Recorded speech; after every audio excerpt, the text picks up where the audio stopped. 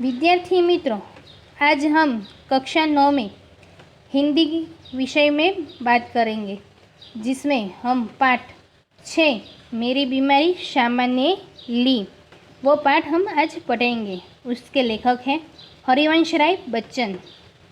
वो पाठ का साहित्य प्रकार है आत्मकथा अंश।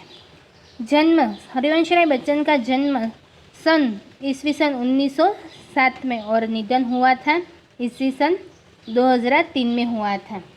हिंदी साहित्य में हरिवंश राय बच्चन का नाम उनकी एकमात्र कृति से ही अमर हो गया।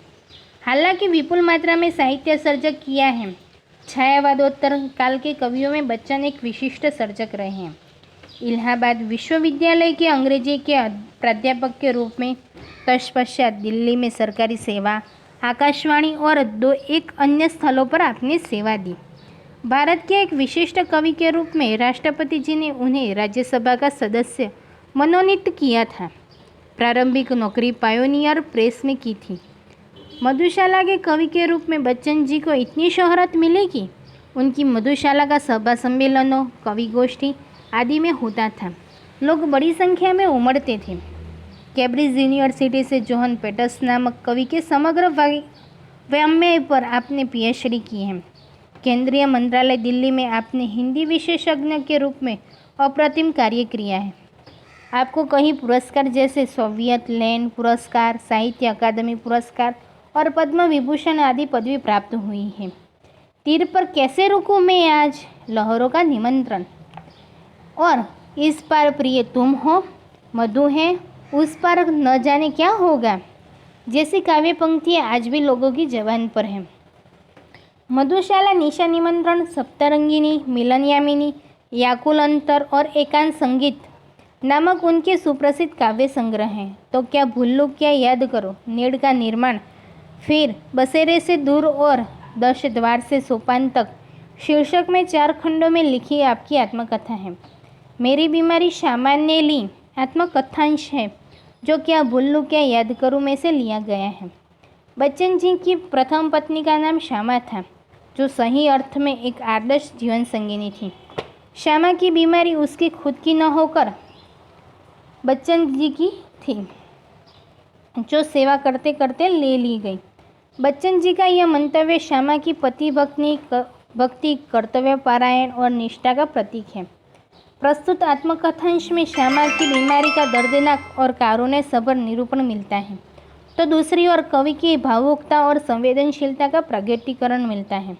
क्या भूलूं क्या याद करूं श्री हरिवंश राय बच्चन की आत्मकथा है। हिंदी के इस सुप्रसिद्ध कवि ने अपने संस्मरण बड़े ही रोचक ढंग से आलोकित किए हैं। कवि अपने जीवन की घटनाओं के साथ उस युग का चित्र भी देता है। प्रस्तुत अंश क्या भूलूं या क्या याद करूं से लिया गया है। इसका शीर्षक मेरी बीमारी सामान्य ली विषय वस्तु का भी निर्देश करता है। मैं अपनी बीमारी को दुलराने वालों में न था, दुलराने वालों तो लाड़ प्रेम करने वालों में से न था। सच कहूँ तो मैं अपनी बीमारी के प्रति प्राय निर्भय था, प्राय निर्भय रहकर अपनी बीमारी से बारे में सोच रहा था। शायद मैंने गांधी जी के ही लेख में कहीं पढ़ा था कि बीमार होना अपराध है। हमें जो शरीर दिया गया है उसे हम स्वस्थ न रखें तो हम अपराधी तो है ही। मैं इस तर्क को कुछ और आगे ले गया। तर्क का अर्थ होता है दलील। इस दलील को कुछ आगे ले गया। अपराधी को दंड देना चाहिए। मुझे जब कभी छोटी मोटी बीमारी होती, जुकाम, बुखार, खांसी, सिर दर्द, तो मैं खाट पर न लेटता और भी अपने से काम लेता। बच्चन जी सोच रहे थे कि जो बीमार होता है वो अपराधी है, इसलिए वो जब भी बीमार पड़ते थे तो तब भी वो खाट पे न सोते थे और उसे और भी काम करते थे, जिसके कारण वो अपराधी को सज़ा मिलती थी। मुझे भरे भुट्टे बुखार में अपनी रात की ट्यूशनों पर जाने की याद है। भरे भुट्टे बहुत तेज बुखार में अपनी रात की ट्यूशन पर जाने की याद है, वो बात कर रहे हैं। बुखार की गर्मी और तेजी में तो मैं और जोश से पढ़ा था। मजदूरी करके रोटी कमाने वालों को बीमार पड़ने का क्या अधिकार है। बीमारी अमीरों की हराम जिंदगी है। अमीरों की हराम जिंदगी मतलब होता है हरामीपन का होता है। वो अमीर को होनी चाहिए, बीमारी गरीब को होनी न चाहिए। वैसी बात बच्चन जी कहते हैं। गरीबों को उसे अपने पीछे न लगाना चाहिए, पीछे न लगाना तो परेशानी में न डालना, गरीबों को परेशानी में न डालना चाहिए। लिखने में तो ऊंचा बुखार मुझे सब तरह से सहायक, प्रेरक और प्रोत्साहक लगता। एक तरह की आग जिसमें मेरी अनुभूतियों में ताप आता, जिसमें गल पिलकर मेरा हृदय ढलता। एक तरह की भट्टी जो मेरे विचार, भाव, कल्पनाओं को उबाल देकर उछलित करती। यह तो मैं नहीं कहूँगा कि बुखार में मैं अदबदाकर लिखता था, अदबदाकर ज़बरदस्ती लिखता था, पर अगर मैं लिखना चाहता था तो बुखार मेरे लिए कोई बाधा नहीं बन सकता था। बुखार मेरे लिए कोई रुकावट का कारण नहीं होता था। जब भी मैं लिखना चाहूँ तब मैं लिख सकता था। बुखार मेरे लिए कोई रुकावट नहीं थी। उसके बीमारी का महत्व समझाते हुए गांधी जी की कहते थे कि बीमारी होना एक अपराध है। बच्चन जी गांधी जी के इस कथन से सहमत थे। वे उसे एक दंडनीय अपराध मानते थे, इसलिए वे अपनी छोटी मोटी बीमारियों की परवाह नहीं करते थे। इन बीमारियों में वो अधिक काम करते थे। बीमार होने के बावजूद वे स्कूल में पढ़ाने जाते, ट्यूशन और लेखन कार्य करते थे। बुखार में उनका लेखन कार्य और अच्छा होता था। हल्के बुखार में तो मेरे सब काम हस्त मामूल होते रहते थे। हस्त मामूल वो नित्य का नियम अनुसार होते रहते थे। कोई मेरा बदन छूकर कभी कहता कि तुम्हें तो बुखार है, तो मैं पट से जवाब देता था कि हाँ बुखार है और मैं भी हूँ। पट से जवाब देना तो तुरंत और निर्भय होकर उत्तर देना, मुहावरा है वो। पट से जवाब देना तो तुरंत और निर्भय होकर उत्तर देना। कोई मुझे पूछा था तो मैं निर्भय होकर जवाब देता था, हाँ बुखार है और मैं भी हूँ। शायद किपलिंग ने अपनी आत्मकथा में लिखा है कि कभी कभी उसे बुखार में भी काम करना पड़ता था, और वह जब बुखार में होता था तो और अच्छी कहानियाँ लिखता था। અહીં एक अंग्रेज़ सुप्रसिद्ध साहित्यकार ने अपनी किपलिंग के बारे में बात की है कि किपलिंग ने अपनी अच्छी कहानियाँ बुखार की हालत में ही लिखी थी। वैसे ही बच्चन जी के बारे में वो बात कर रहे हैं कि बुखार में कम लिखने की मुझे याद नहीं वह कैसा बन पड़ा, इसका निर्णय मैं न देना चाहूँगा। प्रसंगवश मुझे याद आ गया कि अपनी दो चट्टानों की दो सबसे बड़ी कविता छात्र के नोबेल पुरस्कार ठुकरा देने पर और दो चट्टान अथवा सिसिक्स बरकस हनुमान मैंने पुलरिसी में पड़े लिखी थी। पुलरिसी एक प्रकार का रोग है जो फेफड़ों में पानी भर जाता है। बहरहाल जब मैं अपनी जवानी पर था, बीमारी मुझे पराजित न करती थी, मैं ही अपनी जिद से बीमारी को पराजित कर देता था। बुखार सुखार आखिर कितने दिन चलता। विश्राम तिवारी कहा करते थे, मार्ग के पीछे भूत भागी। मैंने अपने प्रयोग से सिद्ध किया था, काम के पीछे बुखार भागी। विश्राम तिवारी का कहना था कि मार्ग के पीछे भूत भागी, किसी की तरह से समस्या का हल करना। मार्ग के पीछे भूत भागी वो कहावत है, उसका अर्थ होता है किसी की तरह से समस्या का हल करना। ऐसे ही उन्होंने एक भी प्रयोग सिद्ध कर दिया बच्चन जी ने, काम के पीछे बुखार भागे। काम करते रहोगे तो बुखार भी भाग जाएगा, ऐसी बात कर रहे थे। यह बुखार मामूली न था, उसका संबंध उस तूफान से था जो पिछले 9 महीनों में मुझे झकझोर रहा था। झकझोर रखना तो विचलित कर देना, कि 9 महीनों से मुझे विचलित कर रहा था, और जो शांत होने से पूर्व सबसे अधिक विध्वंस झटका मुझको दे गया। झटका वो हमको कोई टच करता है तो हमको झटका लगता है, वैसा ही झटका मुझे दे गया। स्कूल बंद था, ट्यूशन पर मैं जाता था, उनकी आमदनी की मुझे ज़रूरत थी। किताबों की बिक्री अभी नियमित नहीं थी, कर्ज सिर पर चढ़े थे। बुखार 10 दिन चला, 20 दिन चला, महीने भर चला, 2 महीने चला, जुलाई आ गया। वो बहुत बच्चन जी कहते हैं कि मुझे झटका दे गए, वो विचलित कर गए, कमज़ोर कर गए, कि बुखार मुझे कमज़ोर कर गए। जब मुझे मेरे सिर पर कर्ज चढ़ा था तब 10 दिन 20 दिन बुखार चलते महीने भर चलता रहा। अब ट्यूशन पर ही जाना न होता, दिन भर स्कूल में पढ़ाना भी पड़ता। बच्चन जी कहते हैं कि अब तो सिर्फ ट्यूशन पे नहीं, अब तो स्कूल में भी पढ़ाना पड़ता था। बुखार का नमूना वही, सुबह बिल्कुल नहीं, शाम को 101 102 के बीच। बुखार का नमूना वैसे ही कि सुबह कुछ भी नहीं होता था और शाम को तो 100 के ऊपर ही चल जाता था। कमजोरी दिन दिन बढ़ती हुई, कभी कभी धीमी खांसी, दवा शौकिया दवा बाटू। एक होम्योपैथिक कर रहा था कि दवा बाटू, दवा बांटने वाला से पास से मैं एक दवा लेके आता था और होम्योपैथिक कर रहा था। कभी कभी सोचता कि मुझे तपेदिक हो गया है, जो गया हो तो एलोपैथिक का इलाज तो अपने बूते के बाहर है।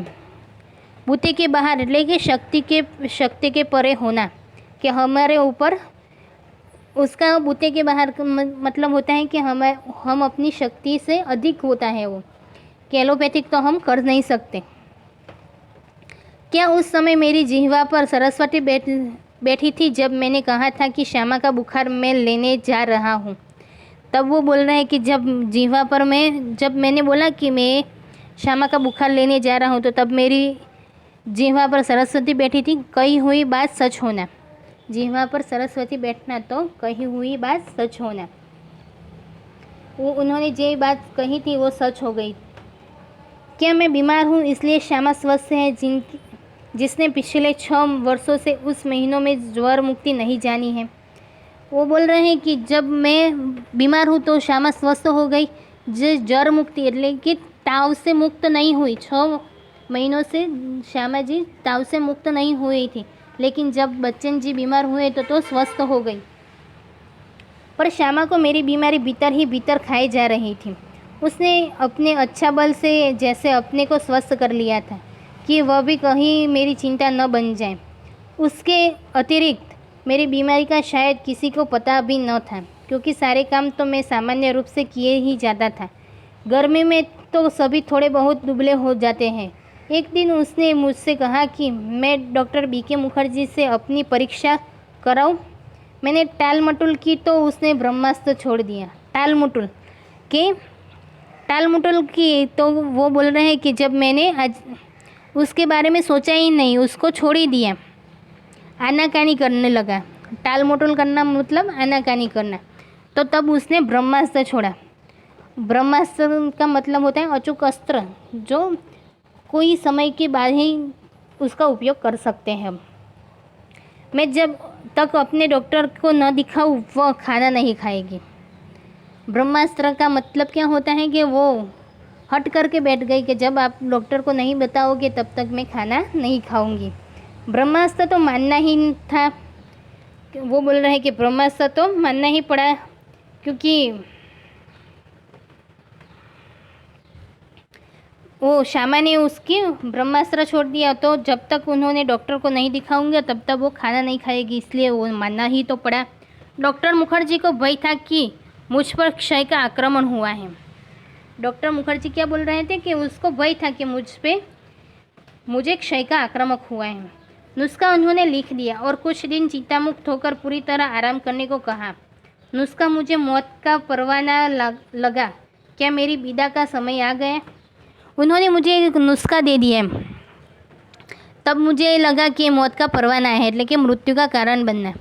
क्षय होना वो रोग है, एक प्रकार का क्षय। वो खांसी के बाद होता है क्षय।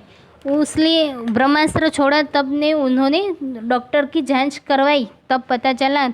तो डॉक्टर ने उनको एक नुस्खा दे दिया और नुस्खा देते हुए वो बोल रहे हैं कि मौत का परवाना आया है। ये श्यामा का ब्रह्मास्त्र चलाने की बात है कि जब बच्चन जी को अपना इलाज न कराते देखकर श्यामा ने ब्रह्मास्त्र चलाया। जब तक आप डॉक्टर को नहीं बताओगे, दिखाओगे तो मैं खाना नहीं खाऊंगी। बच्चन जी को डॉक्टर के पास जाना पड़ा। डॉक्टर ने बताया कि उन्हें तपेदिक, वो मतलब होता है टीबी है। तब वो बच्चन जी सोचने लगे कि उन्होंने एक नुस्खा दिया और वो मौत का परवाना है मेरे लिए। मृत्यु का कारण, मौत का परवाना मतलब मृत्यु का कारण है। क्या मेरी विदा का समय आ गया? बच्चन जी सोच रहे हैं कि कब दुनिया से जाने का समय आ गया है। क्या इतने ही दिनों के लिए आया था? इतना ही गाने गुनगुना के, केवल इतना श्रम संघर्ष करके, इतने दुख संकट उठाने, स्वागत के ही साथ विदा ही होती देखी तैयारी बद लगी होने खुलते ही मेरी जीवन मधुशाला। क्या मैंने अपनी भविष्यवाणी स्वयं कर दी थी? सबसे मर्मवेदी प्रश्न था क्या श्यामा के भाग्य में वैधव्य भी लिखा है? वैधव्य वो का मतलब होता है विधवापन, कि श्यामा के भाग्य में विधवापन भी लिखा है। वो बोलते हैं कि मैंने अपनी भविष्यवाणी स्वयं ही कर दी थी मधुशाला में। मरने से मुझे डर नहीं था, वह मुझे कठिन भी नहीं लगा। कठिन लगा मरने के पहले जीना। वो बोल रहे हैं कि मरवानो मने भय नहोतो एम। मरने से पहले जीवन मुश्किल है, वो बात जीना मुश्किल है, उसकी बात करते हैं कि बच्चन जी के पास इलाज के साधन नहीं थे। वो बोल रहे हैं कि मुझे मरने से डर नहीं था, पर मरने से पहले कठिन है जीना। कठिन लगा मरने से पहले जीना। पूरे आराम के अर्थ हो गए ट्यूशन छोड़ दूँ, स्कूल से छुट्टी ले लूँ, ज़्यादा लूँ तो बगैर तनख्वाह के लेने को तैयार हूँ। फिर घर का खर्च कैसे चलेगा? शालिग्राम केवल अपनी तनख्वाह के बल पर घर नहीं चला सकते। कल उनकी बदली हो सकती है, तब वे एक पैसा भी घर भेजने की स्थिति में न होगी। महंगी महंगी दवाई कहाँ से आएगी? किताबों से आमदनी अनियमित और अनिश्चित है। कर्ज भी ज़्यादा करने को कम नहीं है। बच्चन जी कहते हैं कि शालिग्राम उनके छोटे भाई थे। छोटे भाई शालिग्राम का वेतन परिवार के लिए पर्याप्त नहीं था। इस हालत में न ठीक से रहा जा सकता था, न सिर से कर्ज उतारा जा सकता था। यह देखकर बच्चन जी को मरने से पहले जीना कठिन लगता था। वो बोलते हैं कि ये महंगी महंगी दवाई कहाँ से आएंगी? किताबों से तो हमारी आमदनी चलने वाली नहीं है, वो अनियमित है, उससे हमारा खर्च भी नहीं निकलेगा। श्यामा ने मेरी बीमारी सुनी तो काँप उठी, पर तुरंत संभल भी गई, दृढ़ भी हो गई। जैसे उसने सब पल भर में अनुभव कर लिया कि उसका कांपना मैं सहन नहीं कर सकूँगा। श्यामा ने, वो बच्चन जी बोलते हैं कि श्यामा ने जब मेरी बीमारी सुनी तो वो काँप उठी, लेकिन वो संभल भी गई, क्योंकि उसका कांपना मैं सहन न कर सकूँ। ऐसे ही इस खबर से मेरे माता पिता को तो लकवा सा मार गया। वो माता पिता की बात कर रहे हैं कि माता पिता को लकवा ही मार गया। कि पिताजी धैर्यवान व्यक्ति थे। उन्होंने मुझसे कहा, घबराओ नहीं, हम घर बेचकर तुम्हारा इलाज करेंगे। माता पिता घबरा गए, लकवा मर गया એટલે કે सुन हो गए। और पिताजी धैर्यवान व्यक्ति थे, उन्होंने कहा कि घबराओ मत, हम ये घर बेच के भी तुम्हारा इलाज करेंगे। शालिग्राम असमर्थ था कि एक उसास लेकर रह गए। मैंने कुछ दिनों के लिए ट्यूशन और स्कूल से छुट्टी ले ली। किताबों की बिक्री से कुछ रुपये पड़े थे, उनसे दवाएं मंगा ली और चारपाई पर लेट गए। श्यामा की सेवा साकार हो गई। वो बोल रहे हैं कि मैंने कुछ दिन के लिए छुट्टियां ले ली, स्कूल और ट्यूशन से छुट्टियां ले ली, और किताबों की बिक्री हुई थी, उससे जो पैसे थे, रुपये थे, उससे मैंने दवाई मंगवा ली और चारपाई पे लेट गए और श्यामा की भी सेवा साकार हो गई। डॉक्टर ने निश्चित होकर आराम लेने के लिए कहा था। जब बहुत कुछ करने को रहता था, चिंता के लिए समय ही कहाँ था। अब तो चिंता ही चिंता करने को थी। विशेष चिंता भी मुझे सिर पर चढ़े कर्ज की। मेरा इलाज हो या न हो, पर कर्ज की किस्से तो जानी ही चाहिए। उसकी नियमित अदायगी के साथ मेरी खास साख जुड़ी थी। उसका जाना मेरे मरने से पहले ही मेरी मौत होगी। बच्चन जी बोल रहे हैं कि साख मेरे मरने से पहले ही, कि साख चली जाएगी तो वो पहले ही मौत से भी मेरी मौत होगी। साख जाने से तो मरना अच्छा है, वो वैसे बच्चन जी कहते हैं। पति को तब्दीकी होने की बात से श्यामा जी काँप उठी, परंतु तुरंत संभल गई ताकि उसकी व्यथा से पति को व्यथा न हो। बच्चन जी को रोग मुक्त होने से अधिक टैक्स सोसाइटी के किस्से अदा करने की चिंता थी। ऋण की नियमित अदायगी से उनकी साख जुड़ी थी। बच्चन जी मानते थे कि साख जाने से तो मरा जाना अच्छा है। मेरी मौत से पहले मेरी साख नहीं जानी चाहिए। साख का वो विश्वास होता है कि जब कोई हमको किराए पे या कुछ भी देता है तो उसमें विश्वास होना चाहिए, विश्वास रखते हैं हम, तो वो साख मेरी जानी नहीं चाहिए, ऐसे बच्चन जी सोचते थे। श्यामा के लिए मैं पारदर्शी दर्पण था। उसने पूछा, किसी बात से चिंतित हो? चिंता ही खाती रहेगी तो दवा क्या लाभ पहुंचाएगी। श्यामा जी ने पूछा कि चिंता किस बात की चिंता करते हो आप? अब चिंता ही खाते रहोगे तो दवा का क्या असर होगा आपको? मैंने कहा टैक्स सोसाइटी के मुझ पर 400 कर्ज हैं, करीब 100 अन्य मित्रों के। उसने जो उत्तर दिया उससे मैं चौंक पड़ा और सहसा उठकर उसे घूरकर देखने लगा, जैसे श्यामा को एक बार फिर से पहचानने की ज़रूरत हो। जब श्यामा ने जवाब दिया तब मैं चौंक गया। ऐसा जवाब देगी श्यामा, ऐसा मैंने पहले कभी सोचा ही नहीं था। वो बच्चन जी ऐसे सोच रहे हैं और मैं उसको घूर कर देखने लगा और श्यामा को फिर से पहचानना पड़ेगा मुझे, ऐसा मैं सोचने लगा। उसने कहा था कर्ज तो मैं तुम्हारे मरने के बाद भी उतार दूंगी, तुम उसकी चिंता छोड़ो। मैं सोचने लगा श्यामा ने वज्र ही अपनी छाती पर रखकर यह वाक्य कहा होगा। मुझे चिंता मुक्त रखने को वह क्या नहीं कर सकती थी। वो श्यामा की बात कर रहे हैं कि श्यामा ने अपने छाती पे वज्र ही रख के बात की होगी। मुझे चिंता मुक्त करने के लिए वो कुछ भी करने के लिए तैयार हैं। श्यामा की सेवा साकार होने का बात हो तो श्यामा पति की बीमारी से सेवा साकार हो गई। पति को चिंता मुक्त करने के लिए अपने कलेजे पर पत्थर रखकर वे बोली, कर्ज तो मैं तुम्हारे मरने के बाद भी उतार दूंगी, तुम उसकी चिंता छोड़ो। वो श्यामा की बात करते हैं। मरने के लिए जो मैंने अपने आप को छोड़ दिया था वो मुझे एकदम गलत लगा। मुझे अपने लिए नहीं तो श्यामा के लिए जीने का संघर्ष करना चाहिए। श्यामा के लिए मैंने जीवन में कुछ नहीं किया, कभी करने के योग्य नहीं रहा। अब यदि मैं उसे ऐसी स्थिति में छोड़ जाऊं कि वह मेरे मरने पर मेरा कर्ज उतारने की चिंता करे तो मुझ सा जघन्य अपराधी कौन होगा? नहीं, मैं श्यामा के लिए चिंताएं नहीं छोड़ जाऊंगा, जीने का रास्ता खोजूंगा, जीकर अपनी चिंताएं समाप्त करूंगा। एक रात जैसे मेरे कानों में किसी ने कहा, एक रास्ता अब भी है। એટલે बच्चन जी कहते हैं कि मैं श्यामा के लिए कुछ भी नहीं कर पाया अपनी ज़िंदगी में, तो मैं उसके मेरे मरने के बाद कर्ज के लिए छोड़ दूँ? नहीं, मुझे जीना पड़ेगा, वो कर्ज मुझे उतारना पड़ेगा। इसलिए वो जब जीने की आशा छोड़ दी थी तब वो फिर से वो जीने की आशा लगा के बैठ गई। अब वो चिंता नहीं करूँगी, अब मैं अपना जीवन जी के दिखाऊँगा और श्यामा के लिए चिंता नहीं खड़ी करूँगा। ये ऐसे सोचते थे तब किसी ने कान में आकर बोला कि एक रास्ता अब भी है। 15 दिन के इलाज में अपना बटुआ खाली हो गया था। मैं कदापि नहीं चाहता था कि पिताजी घर को हाथ लगाएं। अपनी वृद्धावस्था में शांति से बैठने को चाहे उनको भूखे नंगे ही बैठना पड़े। उन्होंने एक शरण स्थल बनाया था। मैं उससे उन्हें वंचित करने का कारण नहीं बनना चाहता था, पर यही भी नियति का एक व्यंग है कि मेरे माता पिता दोनों में से किसी को अपनी छत के नीचे अपनी अंतिम श्वासें छोड़ने का योग्य नहीं बना था। ना जाने राम कहाँ लागे माटी पर, उस समय मैं कैसे जानता। बच्चे जिन बोलते हैं कि अपने माता पिता ने अपने वृद्धावस्था में शांति के बैठने के लिए ये छत बनाए हैं और उसने शरण स्थल बनाए हैं, मैं उसको उनसे वंचित नहीं करूँगा।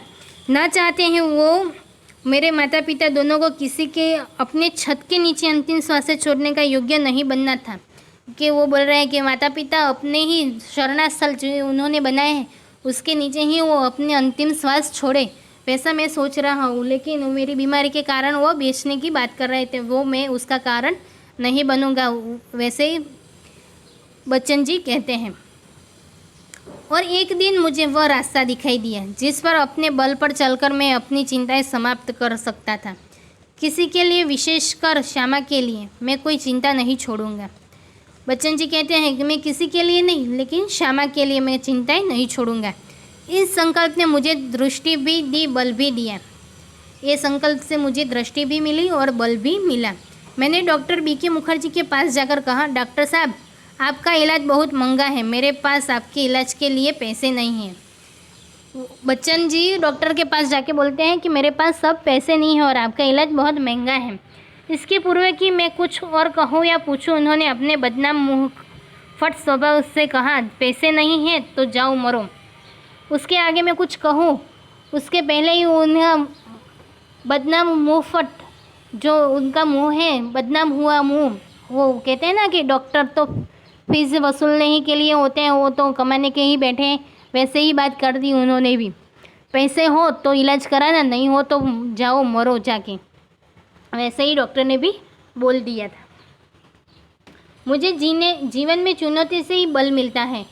वे यदि मुझे 100 बरस जीने का आशीर्वाद भी देते तो शायद जीने के लिए संघर्ष करने का मुझसे इतना बल न आता जितना मैंने उनके जाओ मरो शब्दों से संचय किया।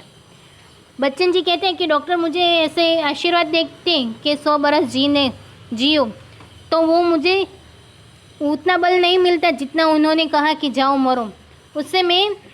उसका शब्दों से मैंने संचय किया।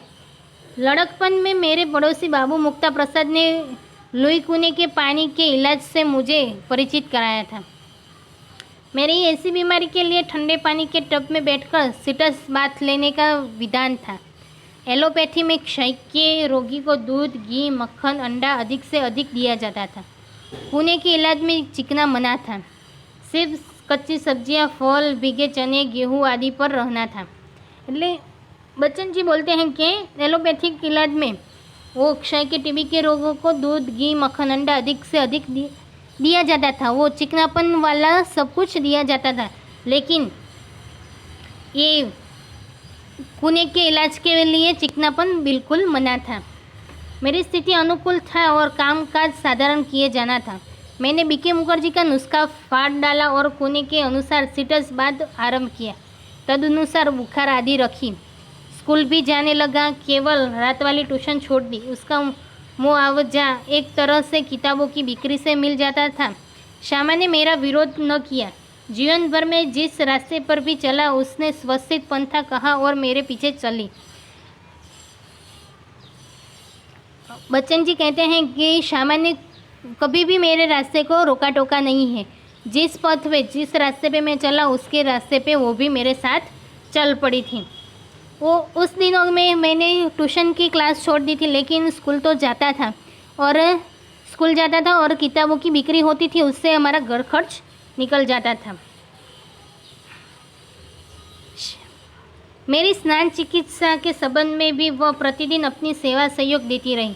सबसे अधिक अपने अच्छा बल से उसने मुझे अपने रास्ते पर न ठहरने दिया, न पीछे फिरने दिया। राह पकड़ तो एक चला चल पा जाएगा मधुशाला, लेकिन अपने अड़िग इच्छा बल से उसने जो सबसे बड़ा सहयोग दिया और जो सबसे बड़ा चमत्कार किया वह यह था कि दिन मेरा इलाज चलता रहा। उसने अपने सारे रोगों को जैसे कील दिया और कभी एक उंगली दुखने भी की शिकायत नहीं की।